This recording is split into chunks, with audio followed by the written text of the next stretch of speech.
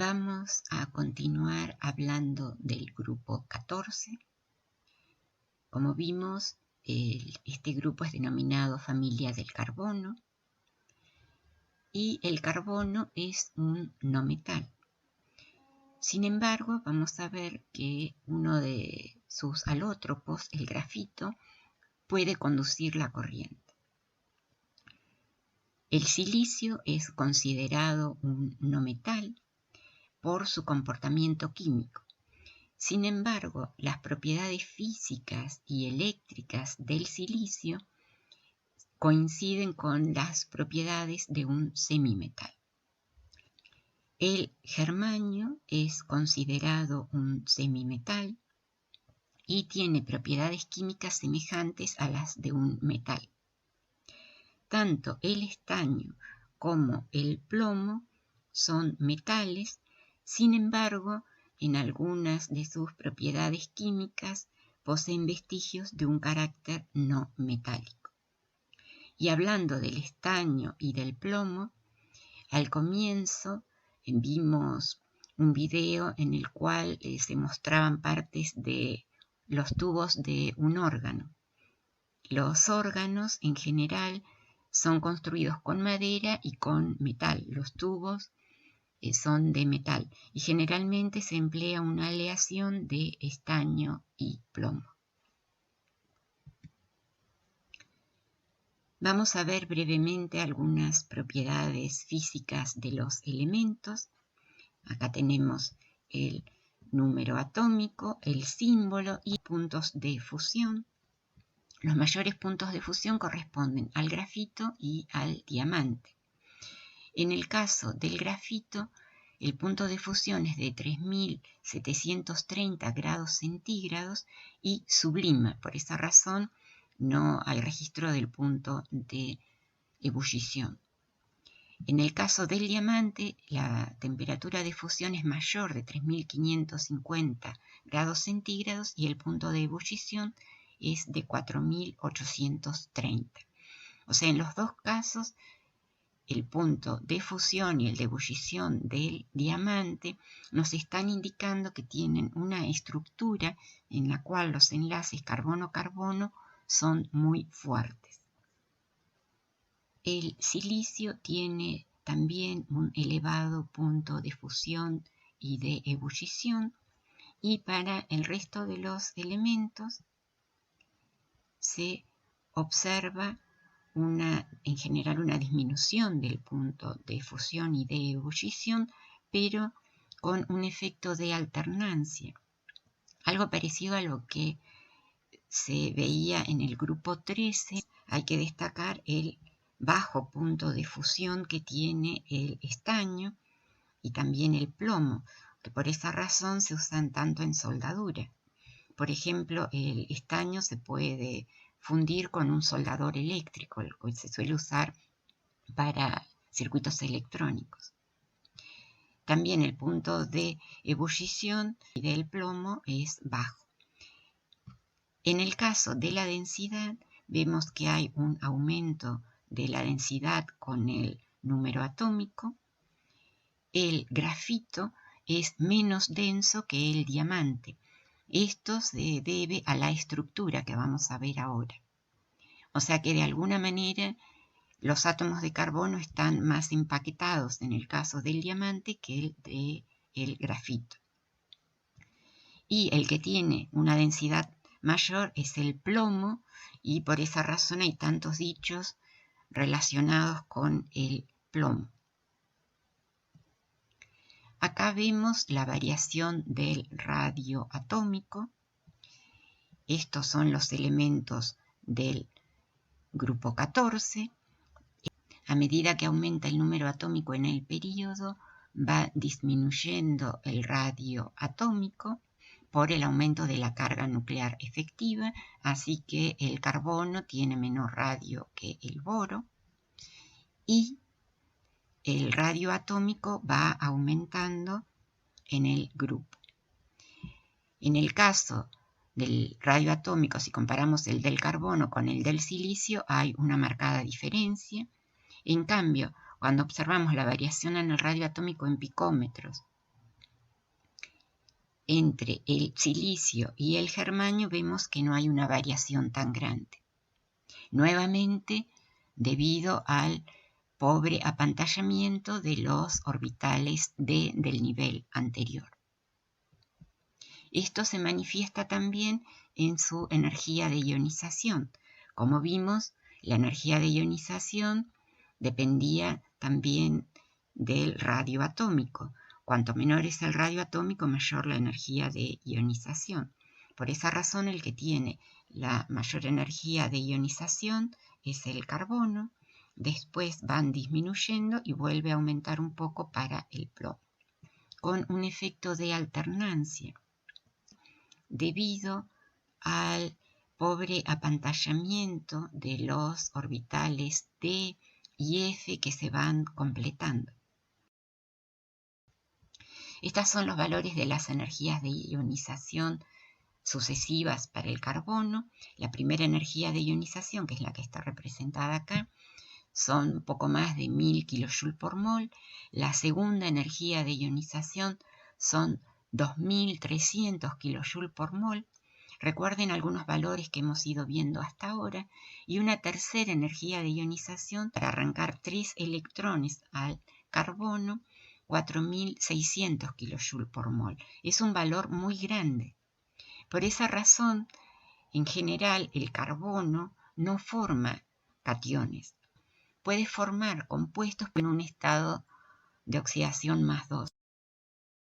Vamos a ver los potenciales de reducción en solución acuosa y en este caso está solamente restringido al estaño y al plomo.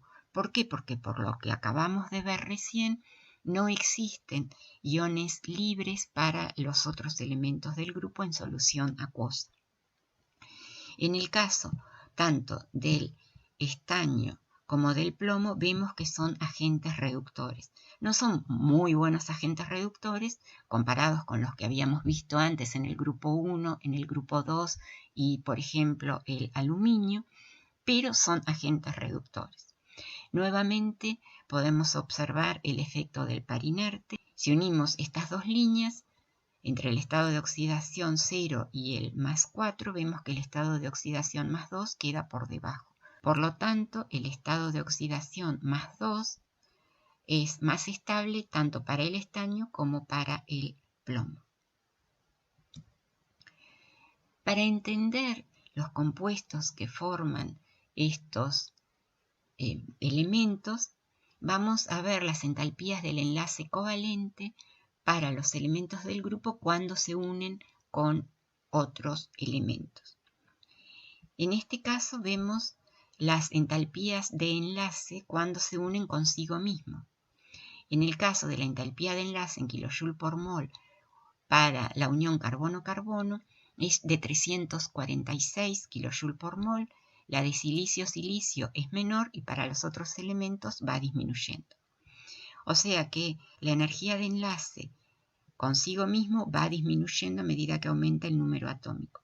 No aparece el plomo porque el plomo, dijimos, tenía un comportamiento metálico, no tiende a formar enlaces covalentes consigo mismo. En el caso del estaño vamos a ver que tiene una variedad alotrópica en las cuales sí se puede unir consigo mismo en forma covalente.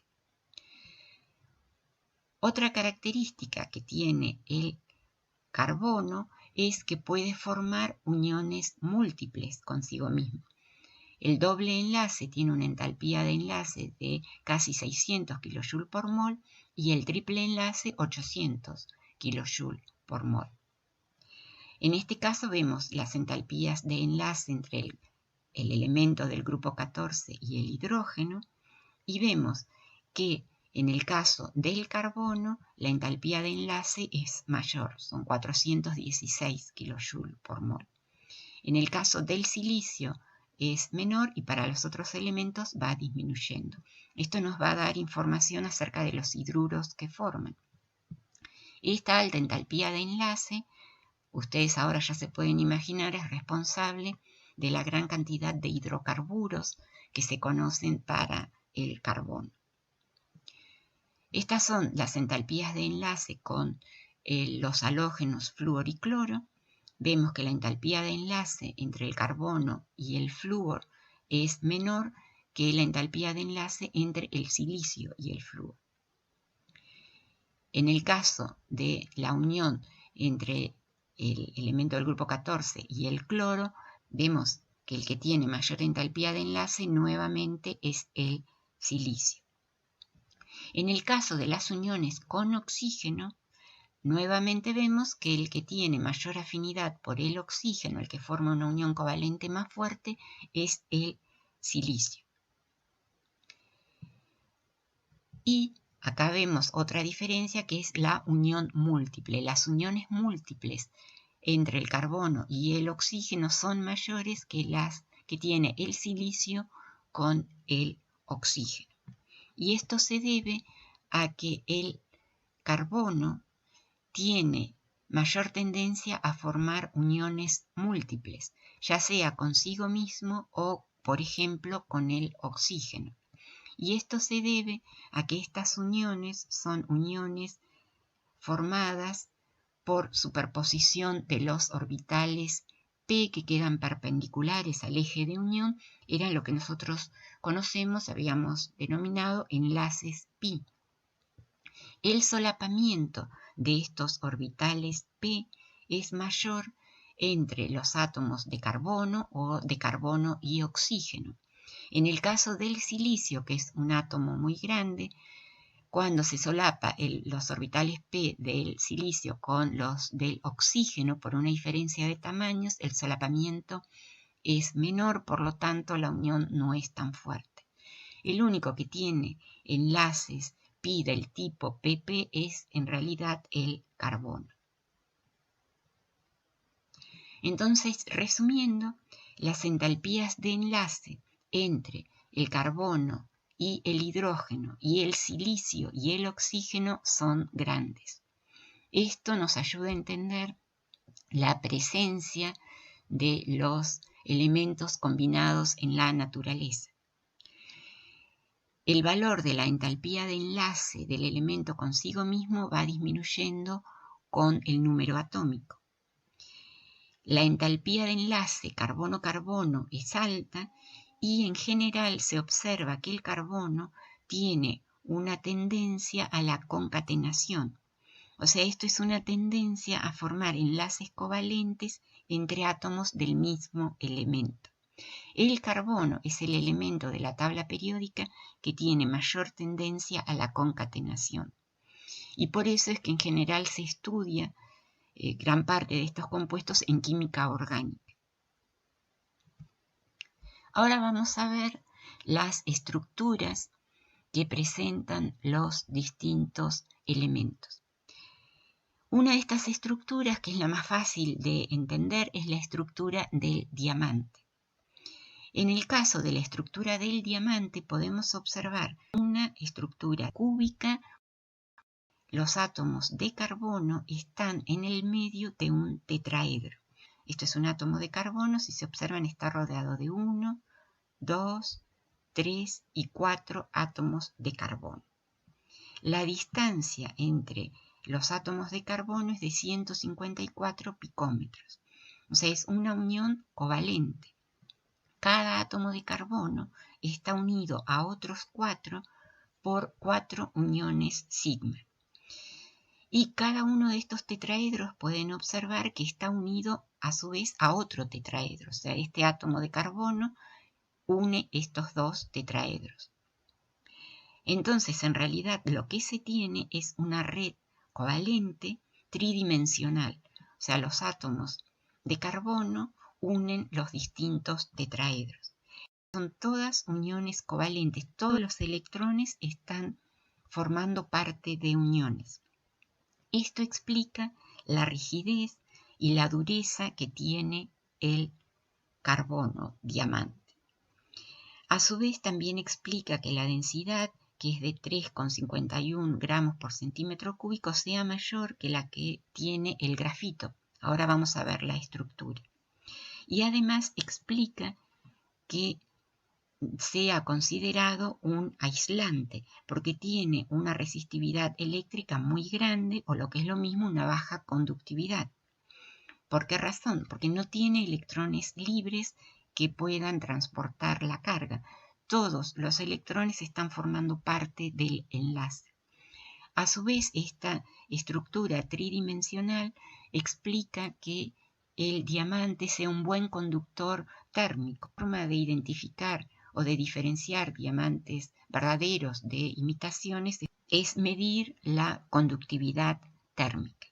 El diamante es un material transparente que refleja la luz y eso generalmente se logra mejorar cuando la piedra es tallada. Por eso es tan importante cuando se tiene un diamante en bruto decidir cómo se va a tallar para que las propiedades ópticas resalten, que es lo que se ve acá, cómo se refleja la luz.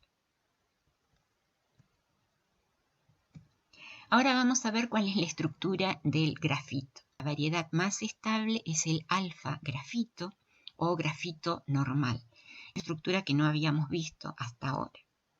La estructura del grafito es en realidad una estructura de capas planas de grafeno. Seguramente han oído hablar del grafeno, ahora vamos a volver a hablar sobre eso.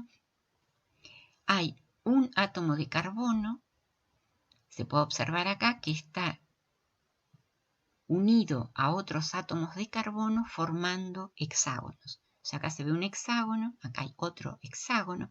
O sea, cada átomo de carbono está formando, se observa acá, este forma 1, 2, 3 uniones covalentes sigma. Ahora vamos a seguir hablando sobre esto. La distancia carbono-carbono, esta distancia acá es de 142 picómetros. ¿Recuerdan ustedes? La unión carbono-carbono en el diamante es 154 picómetros. En el grafito esta unión es 142 picómetros, es menor, así que ahora tenemos que explicar por qué razón es menor. O sea que es una unión covalente menor que la unión carbono-carbono del diamante. ¿Por qué se podrá acortar la unión? Nosotros vimos que las uniones se acortan si son uniones múltiples. Ahora vamos a elaborar esto. Lo que es interesante es que entonces tenemos una capa y entre una capa y otra hay una distancia de 335 picómetros. Hay algún tipo de unión, no una unión covalente, sino una unión intermolecular, porque las distancias son mayores. Estas distintas capas separadas a una gran distancia en presencia de impurezas explica que el grafito sea lubricante, o sea, una capa se puede desplazar sobre la otra. En presencia de impurezas como por ejemplo oxígeno. Lo que es interesante, si se elimina el oxígeno, si el grafito es puro, las propiedades lubricantes se pierden. La estructura, la variedad alotrópica más estable que dijimos que es el alfa grafito, se caracteriza, si ustedes observan acá, es porque las capas están ordenadas en forma alterna. O sea, acá hay un átomo de carbono, en la capa de abajo no hay nada, o sea, acá hay un hueco, y se vuelve a repetir en la capa siguiente. O sea, son capas alternadas. Esta es la diferencia entre el grafito normal y las otras variedades alotrópicas donde se pueden apilar las capas. No sé si recuerdan, pero las capas apiladas, todas así una encima de otra, era la estructura que tenía, por ejemplo, el nitruro de boro. Si lo miramos en detalle, podemos observar que en una capa hay un hexágono y en la capa de arriba ahora los hexágonos están desplazados. ¿Por qué razón el enlace carbono-carbono en el grafito es menor que la distancia carbono-carbono del diamante? Hay que recordar la cantidad de orbitales de valencia que tiene el carbono y la cantidad de electrones. Nosotros, en el caso del grafito, consideramos hasta ahora la formación de 3 uniones sigma. Son uniones sigma formados ahora por la superposición de un orbital S y dos orbitales P, o sea, son orbitales híbridos del tipo sp2. Como podemos observar en esta figura, entonces, los orbitales híbridos sp2 forman estas uniones sigma. ¿Qué pasa con los otros orbitales p que le quedan a los átomos? A cada átomo de carbono le queda un orbital p. Por superposición ahora lateral de un orbital p perpendicular al eje de unión de un átomo de carbono con el orbital p de otro átomo de carbono vecino, se forma una unión pi. Una unión pi que está ahora por encima y por debajo, ¿sí?, de estas capas. ¿Qué ocurre ahora? Hay una unión pi entre estos dos átomos. Este orbital p también se superpone con este y se forma otra unión pi más. Entre este y este se forma otra unión, entre este y este se forma otra unión. ¿Recuerdan ustedes la teoría de bandas para metales? Se van uniendo muchos orbitales atómicos y forma una banda por la cual se podían mover los electrones. Acá pasa algo parecido. Estos orbitales p se van a superponer y van a formar una unión pi ahora que está toda por encima de este plano. Entonces los electrones pueden moverse por encima y por debajo de estos planos, de estas capas de grafito. Ahora podemos explicar las propiedades que tiene el grafito. Una propiedad era tener una densidad menor que la densidad del diamante. Eso lo podemos entender porque ahora la separación entre estas capas es muy grande, son más de 300 picómetros frente a los 145 picómetros de esta unión covalente. Eso hace que esta estructura ahora tenga muchos espacios libres, por lo tanto la densidad es menor. Por otro lado, podemos entender ahora que tenga una baja resistividad eléctrica. El grafito conduce la corriente eléctrica en este sentido, en el sentido paralelo a las capas. En el sentido perpendicular a las capas, el grafito se comporta como un semiconductor. Además, estos electrones libres que se pueden mover pueden absorber la luz y explican que el grafito tenga color negro y tenga cierto lustre. Por eso se suele usar a veces el grafito para hacer patinados. Y esto también lo diferencia del nitruro de boro, que vimos la clase pasada, porque el nitruro de boro es transparente. Además de estas dos variedades alotrópicas, que son las más importantes y abundantes en la naturaleza, existen otras variedades alotrópicas. Unas de estas variedades son los fullerenos. Karl Kroto y Smolny recibieron el Premio Nobel de Química en 1996 por el descubrimiento de los fullerenos y lo llamaron así en honor al arquitecto Buckminster Fuller, que había construido este tipo de estructuras en forma de geodesia. Los fullerenos también existen en la naturaleza y tienen distintas estructuras. Algunas de estas estructuras son, por ejemplo, esta, que es el carbono 70, donde hay 70 átomos de carbono, todos unidos por uniones covalentes. Esta es otra estructura, el carbono 20. El carbono 60 tiene una estructura, como vimos la clase pasada, para el boro, tiene una estructura que parece una pelota de fútbol. Está formada por hexágonos. En los hexágonos la unión carbono-carbono es de 135 picómetros y los pentágonos tienen una longitud de enlace de 146,7 picómetros. Además, el carbono puede formar lo que se conocen como nanotubos de carbono. Después vamos a ver los nanotubos de carbono son capas de grafeno que están dobladas, o sea, se lo corta al grafeno, se lo dobla y se obtienen nanotubos de carbono. Y la característica que tienen es que permiten la miniaturización.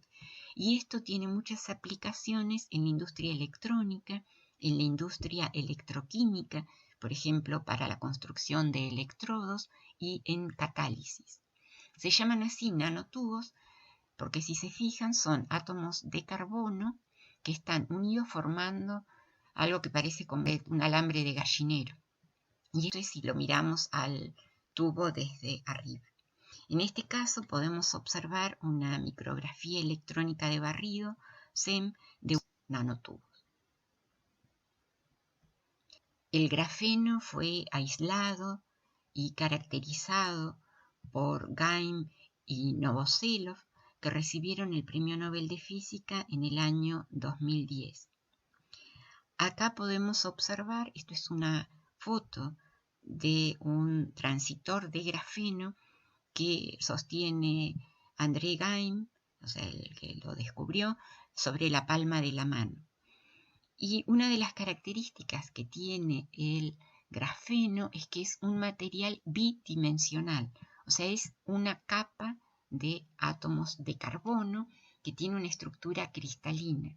Se imaginan que si les dieron un premio Nobel por aislarlo, no es algo fácil de obtener.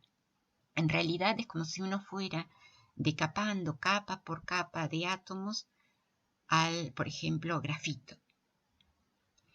Y en el caso del grafeno hay uniones sp2, ¿sí? O sea, otra vez tenemos orbitales híbridos sp2 que mantienen unidos a los átomos de carbono y hay bandas p.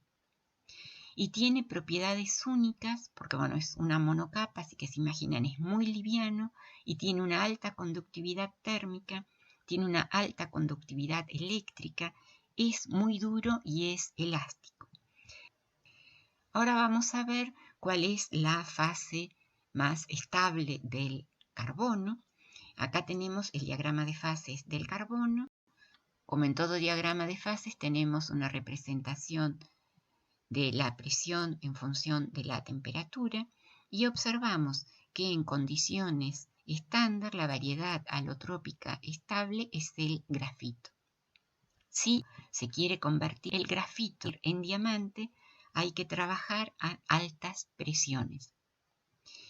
Por esa razón, los primeros diamantes sintéticos se obtuvieron una vez que se logró construir algún tipo de recipiente que pueda resistir altas presiones. Se obtienen en realidad a altas presiones y a altas temperaturas. Así que podemos pensar por qué razón el grafito que existe en la naturaleza se ha convertido en diamante. Si ustedes observan en qué zonas hay diamantes, en Sudáfrica estuvo durante mucho tiempo la mayor mina productora y en otros lugares de África y en Rusia son los lugares donde hay mayor explotación de diamantes y eso lo pueden relacionar con la geología de los lugares. También podemos observar, como dijimos hace unos momentos, que a presión ambiente el grafito por calentamiento no se convierte en el líquido, sino que sublima. El grafito es la variedad alotrópica estable en condiciones normales de presión y de temperatura. O sea que termodinámicamente el diamante tendría que convertirse en grafito. Como saben, el diamante es mucho más caro que el grafito, o sea que nadie está muy preocupado porque el diamante se les vaya a convertir en grafito después de un tiempo. Así que se imaginan que si bien es una conversión termodinámicamente posible, cinéticamente esto es muy difícil.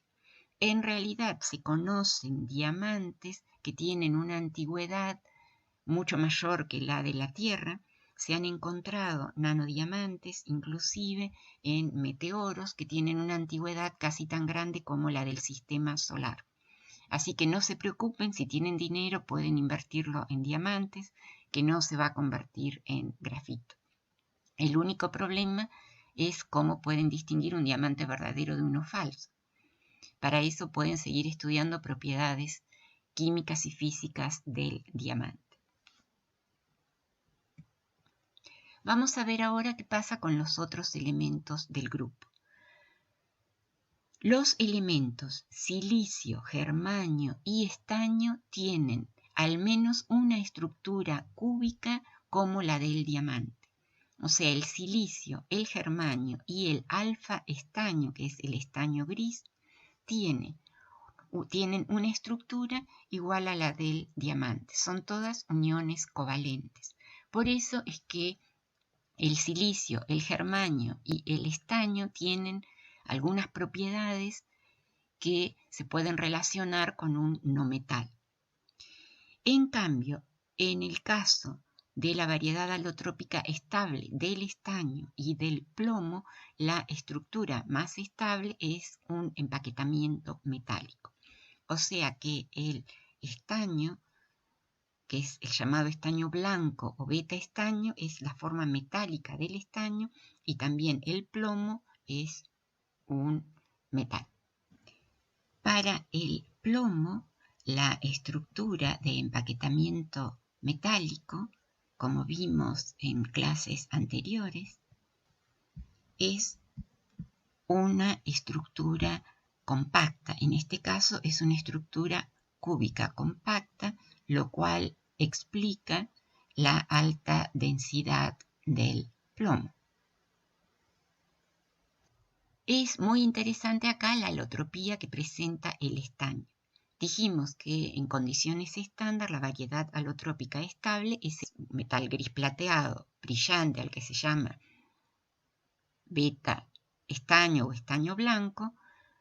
Cuando la temperatura disminuye por debajo de 13,2 grados centígrados, el estaño blanco, que tiene una estructura metálica, se transforma en una red covalente, que es la que se conoce como alfa estaño o estaño gris. O sea que uno tiene un metal, este metal, si la temperatura disminuye por debajo de 13 grados centígrados, va cambiando a una variedad alotrópica covalente. O sea, deja de ser un metal y se va transformando.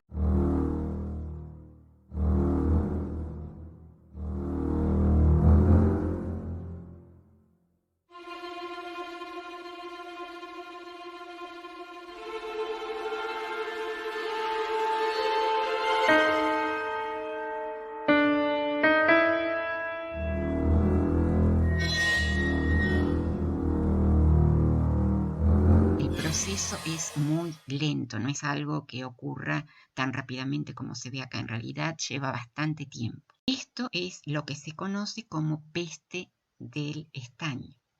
Como dijimos al principio de la clase, el estaño se usa para construir los tubos de los órganos. Por ejemplo, los órganos de las iglesias. Imagínense esta situación. En la Edad Media, en una catedral enorme, en la época en que se suele llamar de oscurantismo, en el invierno, sin calefacción, es muy probable que la temperatura haya bajado. En esas condiciones, si uno mira el tubo de los órganos de la iglesia, lo que se ve es que le van apareciendo algo que parecen, no sé, como granos. Por eso se lo llama así, la peste o la enfermedad del estaño. En esa época, a que no pueden adivinar a qué se atribuyó esto. Es probable que se lo hayan imaginado, se pensó que era obra del diablo. El estaño tiene otra variedad alotrópica por encima de los 161 grados centígrados, que también es una variedad metálica, es el gamma estaño. Vamos a comenzar a ver compuestos. Unos de estos compuestos son los carburos, ya hablamos de algunos de ellos, y los carburos pueden ser de distintos tipos de acuerdo a sus uniones. En el caso de los carburos salinos son compuestos iónicos y se caracterizan por formarlos con los elementos del grupo 1 y del grupo 2, o sea, con los elementos más electropositivos. Unos son los llamados compuestos de intercalación que se forman en el grafito. En este caso, el potasio, por ejemplo, es un elemento del grupo 1, se intercala entre las capas de grafito. En este caso vemos cómo se puede intercalar entre las capas de carbono los átomos de potasio. Estos compuestos de intercalación son estudiados buscando siempre nuevas aplicaciones tecnológicas. Después hay otro tipo de carburos que ya vimos que eran los carburos acetilénicos, como por ejemplo el carburo de calcio. Vemos la estructura del carburo de calcio en el cual tenemos cationes calcio y los aniones carburo, en los cuales hay dos átomos de carbono unidos por un triple enlace que comparten una carga -2. Estos son los llamados carburos acetilénicos porque recuerdan ustedes se usaban para producir, por ejemplo, acetileno. Y después también habíamos visto que existían algunos carburos tipo metano. También forman carburos metálicos. En este caso, los carburos metálicos tienen estructuras hexagonal compactas y son compuestos muy duros, como por ejemplo el carburo de tungsteno. En este caso, el carbono se intercala en la red metálica del tungsteno. Y también forma carburos metaloides con, por ejemplo, el boro y el silicio. Estos también son materiales extremadamente duros y son materiales cerámicos, como por ejemplo habíamos visto el carburo de silicio o carborundum que se usa en lijas. Forman hidruros. El que forma mayor cantidad de hidruros y que son los más importantes, sobre todo económicamente en una región como la nuestra, son los hidrocarburos, que son los mayores constituyentes del petróleo. El hidrocarburo más sencillo es el metano, o sea, carbono, hidrógeno 4, y por la tendencia que tiene el carbono a la concatenación, se conocen hidrocarburos hasta con 50 átomos de carbono. El silicio forma también hidruros que se llaman silanos, este es el más sencillo, y son en general menos estables que los hidrocarburos, que son los más estables de todos, por la mayor entalpía de enlace carbono-hidrógeno, como ya dijimos, y se conocen silanos hasta con 10 átomos de silicio. Además del carbono, el que forma los hidruros más estables es el germanio. Estos hidruros se llaman germanos. Este es el más sencillo y se conocen germanos hasta con 9 átomos de germanio. El estaño y el plomo forman solamente un hidruro, no son muy estables. En el caso del estaño se llama estanano y en el caso del plomo el plumbano. Como vimos, el carbono tiene mayor entalpía de enlace con el hidrógeno y el silicio tiene mayor entalpía de enlace con el oxígeno.